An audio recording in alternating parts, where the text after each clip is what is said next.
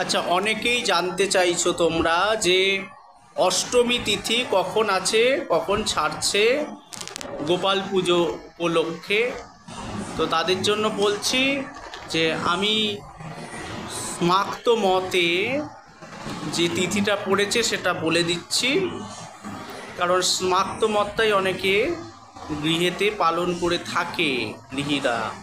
তো সেই জন্য বলে দিচ্ছি 29শে শ্রাবণ, 15ই অগস্ট, সপ্তমী রাত্রি 1টা 17 পর্যন্ত আছে।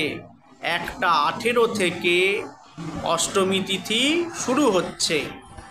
1টা 18 থেকে অষ্টমী তিথি শুরু হচ্ছে এবং ঠিক 30শে শ্রাবণ, 16ই আগস্ট শনিবার 10টা 49 অবধি অষ্টমী তিথি আছে।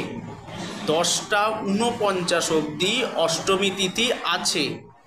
কাজেই এই সময়ে অর্থাৎ শনিবার আপনারা গোপালের পুজো করে থাকবেন, করবেন।